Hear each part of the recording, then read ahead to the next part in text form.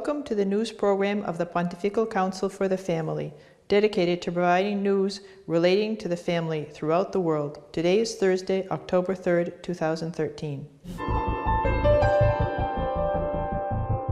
Pope Francis has constantly referred to the family in his messages and homily. He has, for example, asked politicians to place the family in the core of their concern. His Holiness met with Monsieur Paglia, President of this department, to jointly analyze, above all, the details pertaining to the pilgrimage of families to the tomb of St. Peter, to be held on October 26th and 27th. In Ireland, 20,000 people made the pilgrimage to the Knock Sanctuary to give thanks for the gifts of grandparents. Good news also reaches us from Manila and Paraguay. In Syria, on the other hand, times have been dramatic given the threat of foreign military intervention that might have been avoided to a large extent thanks to the power of prayer called upon by Pope Francis. On Friday the 20th, a press conference presided by Monsignor Paglia was held to present the Congress of the Jurists on this occasion of the 30th anniversary of the Letter on the Rights of the Family. Such Congress was held in Rome from the 19th through the 21st of this month.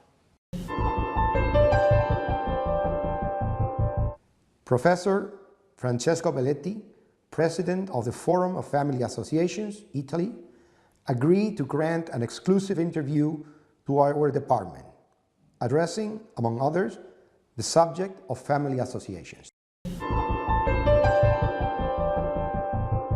During the month of September, Pope Francis has repeatedly referred to the family, revealing a heart open to the multiple wounds of families and expressing a strong call to priests, the faithful, and those responsible for public life so that the family is placed at the heart of their work. In his message to the Social Week for Italian Catholics, he stated that the family is more than a topic. It is life. It is the daily tissue.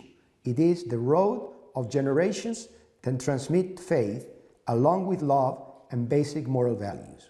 It is a specific solidarity, fatigue, patience, and also a project, hope, the future.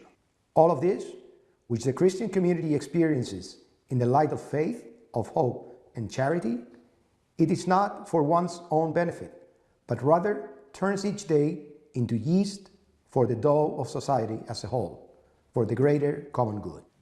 He also addressed the issue of welcoming those couples that live together. In the speech before the priests of the Diocese of Rome, always speak the truth, knowing that the truth does not run dry in the dogmatic definition, but is inserted in God's love and plenitude. The priest must therefore accompany.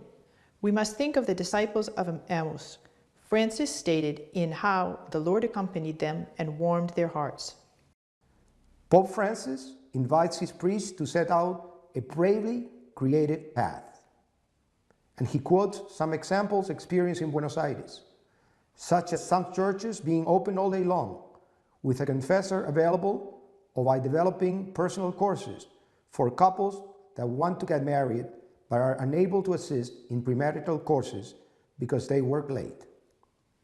The existential peripheries, also existing in the families, are a priority, such as the case of second marriages. Our mission, he stated, is to find a road in justice. During his visit to Cagliari, Francis also pronounced words of encouragement for families, above all for those being punished by the economic crisis. Let us fight together, he said, so that at least in our life, man, woman, the family, all of us are in the center, so that hope may continue to go forward. Do not let yourselves be robbed of hope. The Holy Father met with the President of the Pontifical Council for the Family, Monsignor Vincenzo Paglia, on Saturday, September 14th. Pope Francis has invited the President and the entire department to work extensively and profoundly in favor of the family and of life, in close collaboration with the Episcopal conferences worldwide. The Holy Father has asked that the different members making up the family and the situations of acute poverty be attended to above all.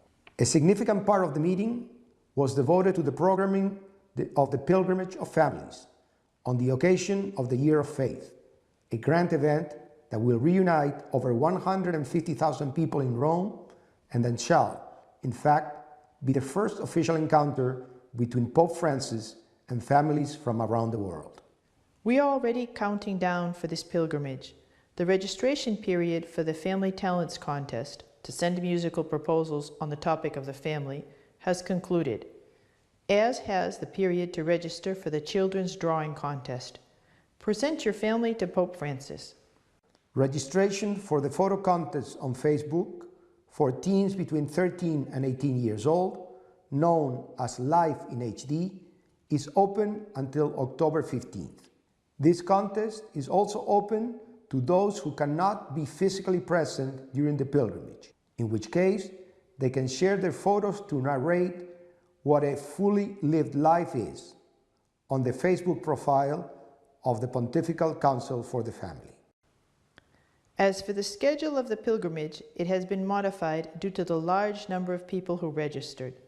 The march through the streets of Rome from the Piazza del Popolo, the People's Square, to St. Peter's Square, to be held on Saturday, October 26th, has been suspended. Everyone is summoned to St. Peter's Square, which shall open at 2 p.m. The Pope will arrive at 5 p.m. and will leave at 6:30 p.m. The Holy Mass will begin the following day, Sunday, at 10:30 a.m. As in other months, news arrives to our department from around the world regarding the vitality of the family and the multiple activities organized around the family.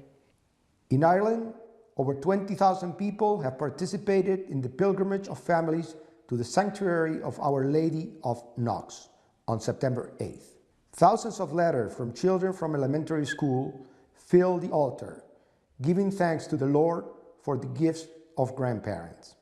During the pilgrimage, participants reflected on the role of the elderly in the family and in today's society.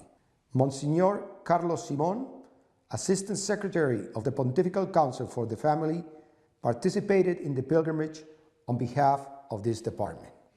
In New Zealand, the Episcopal Conference sent its contribution from the preparation of the country's constitution.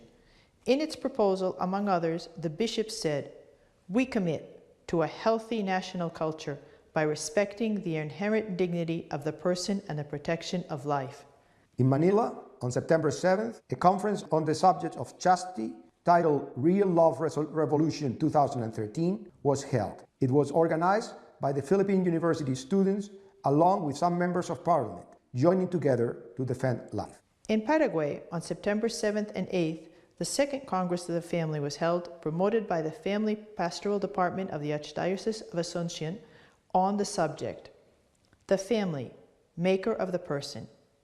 "In my home there are no material riches, nor luxuries, nor things, but there is a richness that is greater than the world," was the slogan for the presentation of this encounter on the Facebook page of the Episcopal Department. However, this month, the news have centered on Syria, where thanks to the intervention of Pope Francis and the prayers of hundreds of millions of Catholics and members of other religions, a stop has been put to the war. Monsignor Paglia wished to join the request made by the Pontiff and asked families around the world to join this chain of prayer.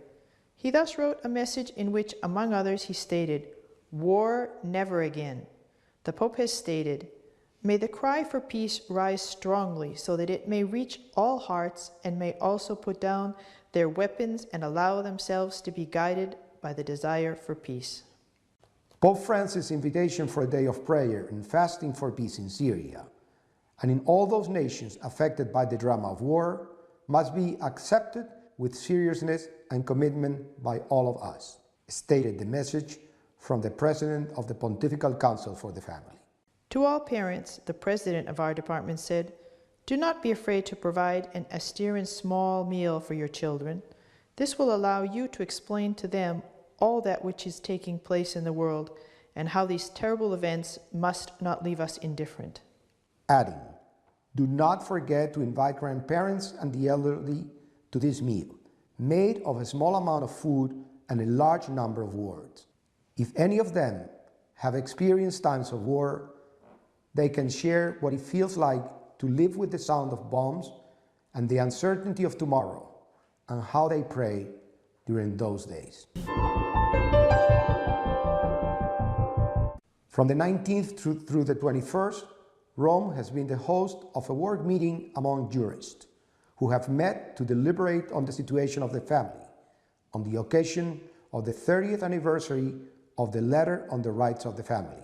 The slogan of this encounter was "The Rights of the Family and the Challenges of the Contemporary World."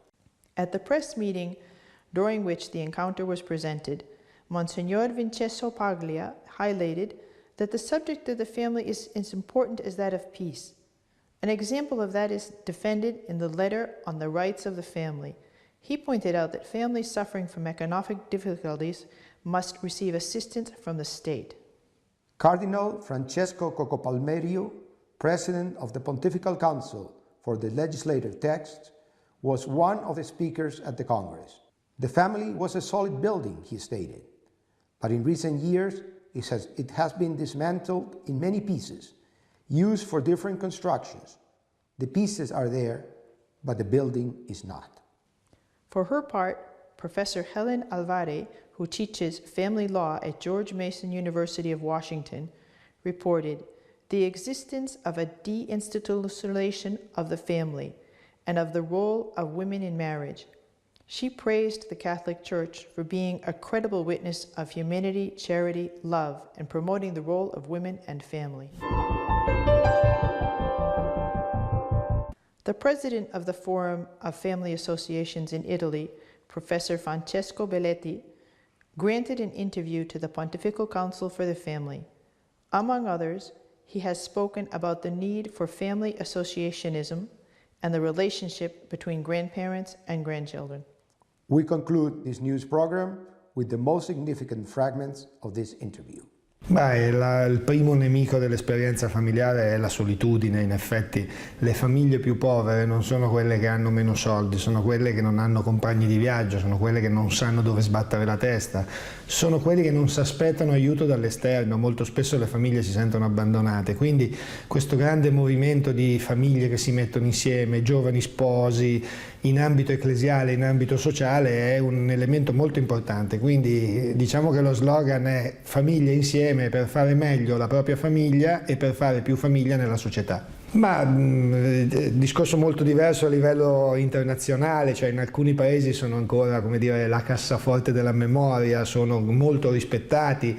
Nel nostro paese la società post-industriale ha messo gli anziani nella parte del peso, li ha caricati di costi, insomma, è come se fosse carico sociale e non un patrimonio di ricchezza. Nell'esperienza familiare hanno una grandissima responsabilità, prima di tutto perché sono i primi che non fanno sentire i genitori da soli, cioè la responsabilità educativa dei genitori è condivisibile insieme ai nonni, e per i nipoti il rapporto col nonno è sempre stato una grande risorsa, vuoi perché meno prescrittivo di quello con i genitori, vuoi perché più legato al gioco, alla complicità. E molto spesso, per esempio nel nostro paese, i nonni sono una decisiva risorsa anche economica, perché i nonni babysitter, piuttosto che l'aiuto della pensione dei nonni o della liquidazione dei nonni per poter comprare casa da giovani, è diventato necessario. Quello che è importante oggi ricordarsi dei nonni è che sono